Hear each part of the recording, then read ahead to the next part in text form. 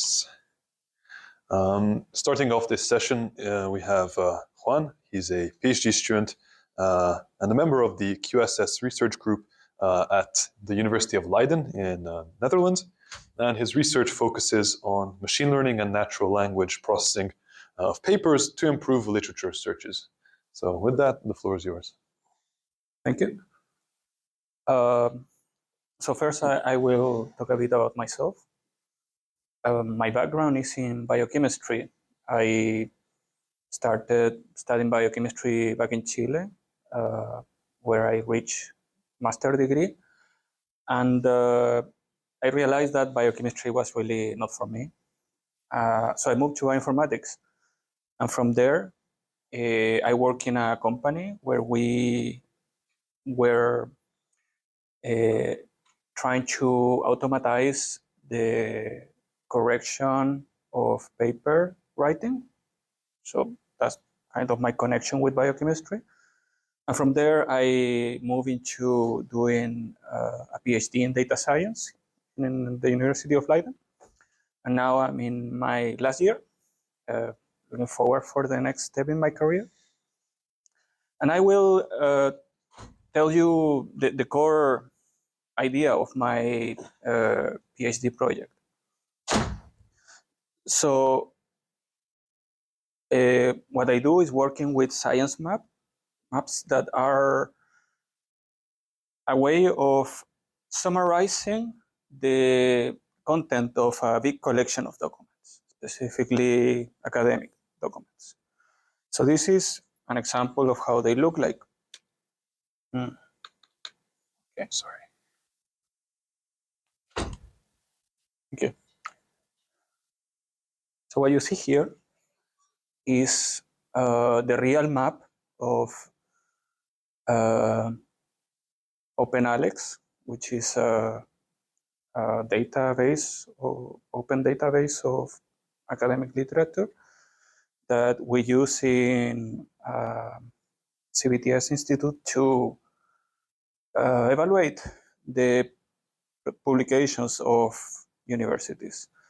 And each of the circles you see there is a cluster of papers.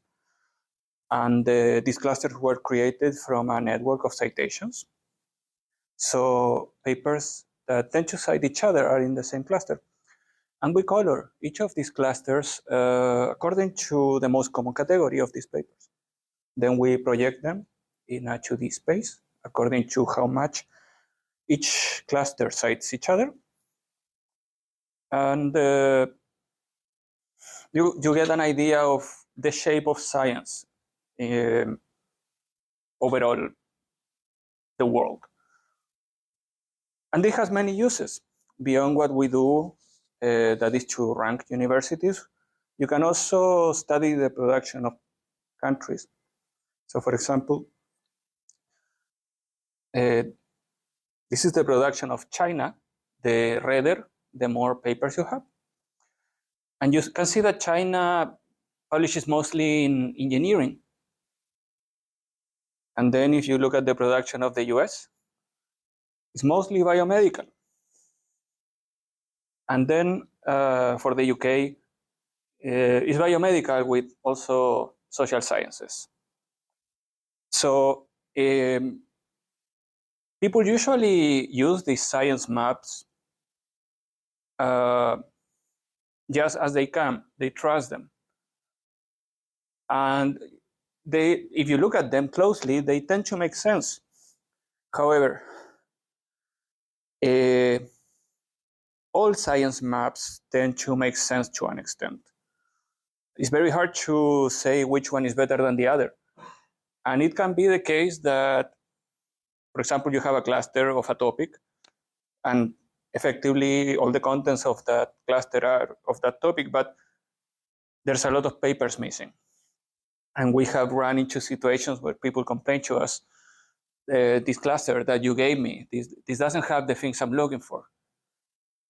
So I wanted to study this, to first see if these clusters are useful for example, writing a systematic review. Like, can you select one cluster and say, okay, these are all the documents of, let's say, lung cancer, and trust that you are not missing anything important. And I found that you can do that for about half of the systematic reviews. So it's very, what you say, it's not reliable 100%. It works, but it shouldn't be your only option.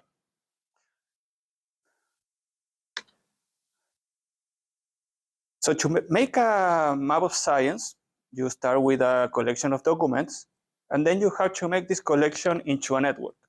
This doesn't need to be a citation network. It can be co-authorship, it could be text similarity, whatever you want. And then you create the clusters, and from there you go into the labels and the coordinates and everything that makes an image that is interpretable. And I focused on this part, on making the clusters. If the clusters are good, what are the clusters about?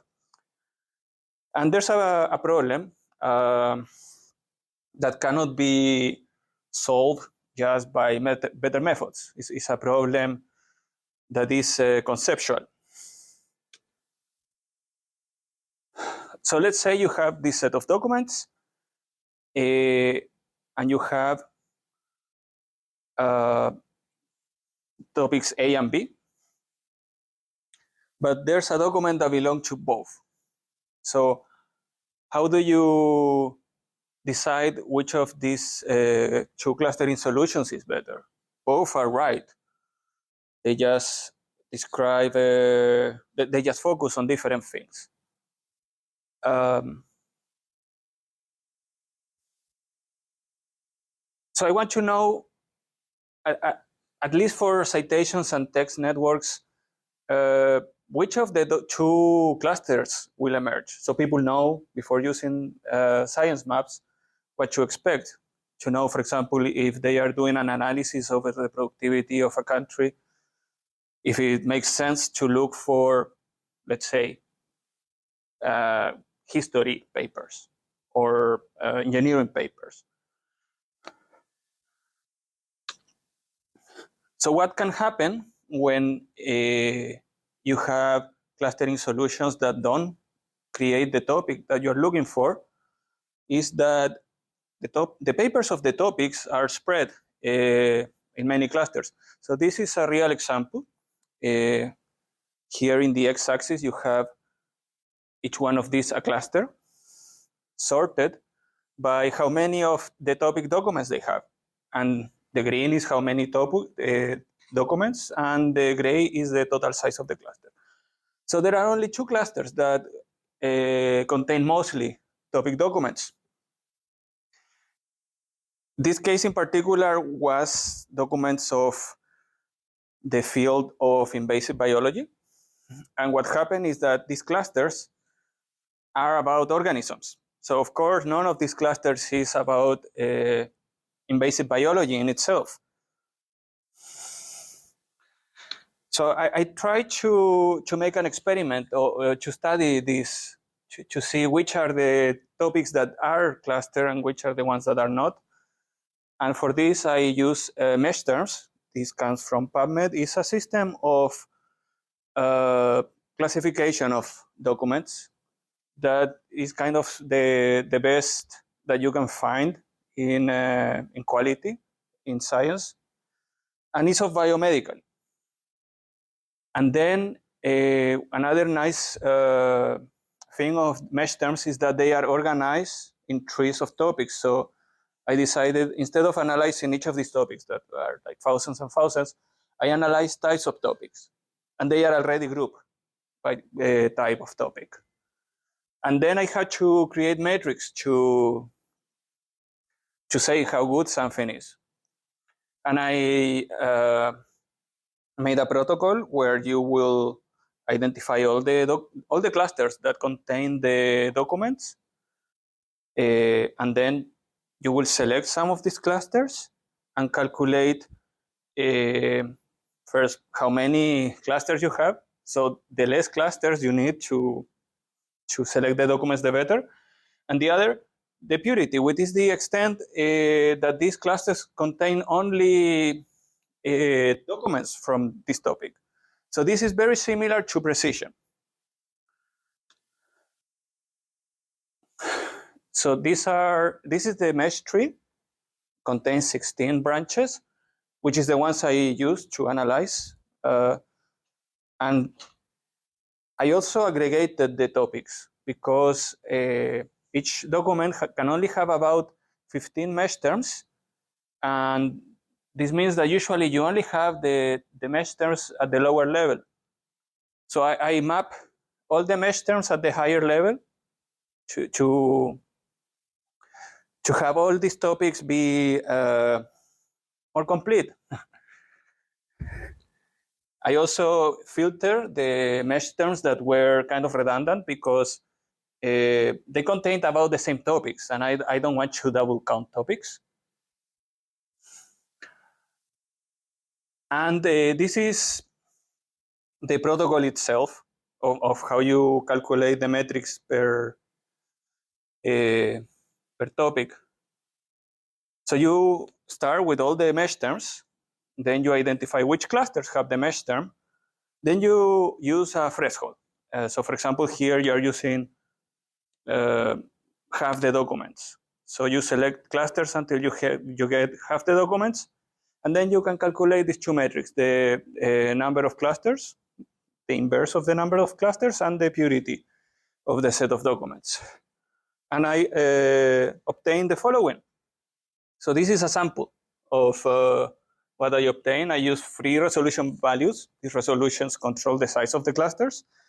I also group the mesh terms by the size because the bigger the size, the higher the purity. So I had to control for the factor. And this is only for the citation network, using half the documents of the mesh term.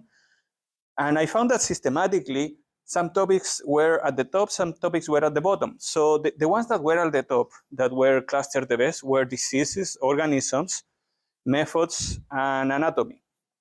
And the ones that were clustered the worst are geographical entities, information sciences, disciplines, and healthcare, which is very interesting, especially for disciplines. So when we look at a map of science, we expect to find the fields of science, of course, but I found that no, those are one of the topics that are worst clustered.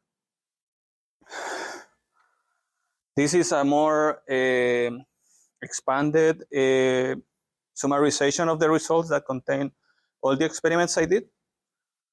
And here you have all the categories, and here you have the ranking of the categories. So I rank the categories because there were some confounding factors that will change the values. So I had to use rankings to make different experiments comparable to each other.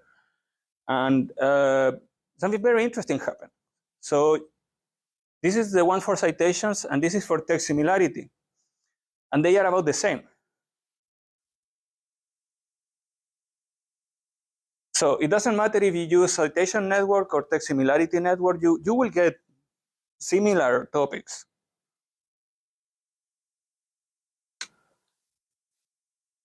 This is a visualization of the values without ranking. And it's again the same order. And I also wanted to know, okay, I know that it's the same order, but which one is actually better, text or citation? So I made a new metric that is the citation metric dividing the text metric and the log 2 of that. So here 0 means that both are the same value, and 1 means that one is double the other. And if it's positive, means that citation is greater. And the differences are again very small. However, if I, instead of grouping by topic, I group by other aspects, I found differences. So for example, the resolution value that define the size of the cluster, and the higher the resolution, the smaller the cluster. When the clusters were smaller, citation was better. The same for coverage. So when I tried to gather more documents of the topic, citation was better. And I believe this has to do with that citation is more subtle, is able to capture differences that are smaller than if you do this by text. So, for example, text can create a cluster of all the papers that have the word, I don't know, certain animal in the title, much better than citation. And that will get you so far. But with citation, you will also be able to get the papers that don't have the animal in the title. So each of these two approaches have their space. If you want to get maps with where you can look into very simple,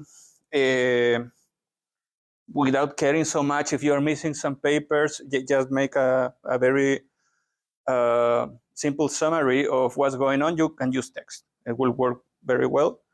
And if you really want to gather all the papers of the field, for example, if you are trying to define the field, citation is better. And another thing that can be going on here is that the text metric that I am using is very simple, it's BN25.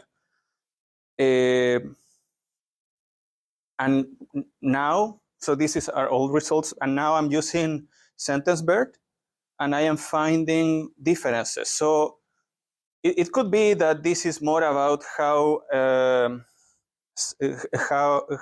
subtle your metric is at capturing small differences. Makes a lot of sense, I believe. So these are the discussions I just mentioned. And I want to talk a bit about the current work I am making. So I'm trying to improve the way I am measuring things. Before I have only purity and number of clusters, but now I'm working with something called the profile. So this is the topic of dengue, and it's 138 documents, and I'm trying to get three quarters of them.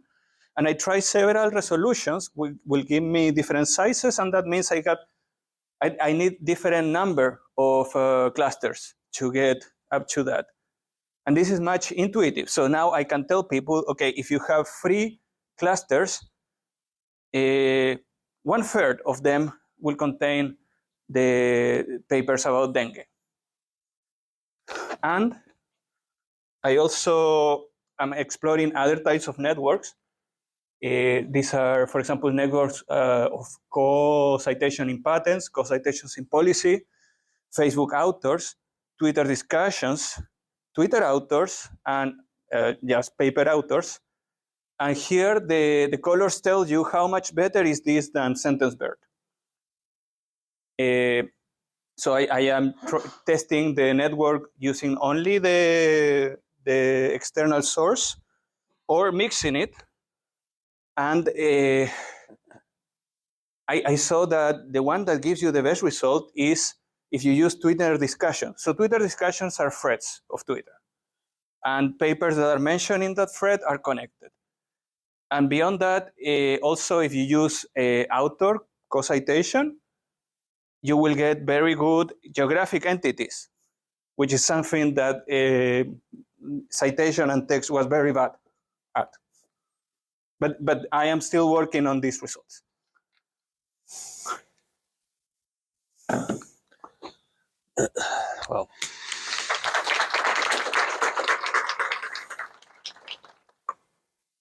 Well, thank you for the talk. Before any audience questions, I would like to ask one of my own, which I think might be practical. If you would have a word of advice for, let's say, new PhD students entering into their PhD who want to perform literature review, how would you go about using this sort of clustering method or using these sort of clusters to perform literature review better than just blind search, what is kind of done today? Well, I can tell you how I already use this for my own searches. What I do is first I identify a few documents that I know are relevant, and I see in which clusters they are. So then you limit your search only to this cluster, and you try to go only to citation distance from those seed. So this method is very similar to something that already exists, that is the co-citation method, that has that I guess is also simpler to implement. So if you don't have access to these clusters, and it's the following. A co-citation means that two documents are being cited together in a third document. So if you have the seeds, just find all the documents that are co-cited with the seeds. You can calculate a score. For example, you have 3 seeds. You can see the documents that are co-cited with the 3, with the 2, or with only 1. And that gives very good recall. Okay. And if one wants to play around with this, because one of the main problems with, let's say, ChatGPT is it's terrible for an actual literature review. It won't give you proper citations. If one wants to play around with your method, how can one do it? Do you have a GitHub repository, or is there something online that one can access and see these clusters? Yeah, what I usually do, but this is not something online that you can access. What is online is only the big clusters, the ones I showed at first. But those are huge. Those are like 100,000 papers each. So what I do is I take one of these clusters and visualize it into a network, for example, using Cytoscape software. And then I start to delete documents. Like if I find that an area of the network that some of the documents are not useful, probably all that area is not useful. Alternatively, there's already tools that can help you do this. For example, I recommend Research Rabbit. I don't know if you know it. Look it up on the internet. It also creates networks, much limited than this, but you just have to put the paper and it creates a network. Okay, thank you. We have time for maybe 1 or 2 questions from the audience, if there's any. In that case, let's thank again our speaker.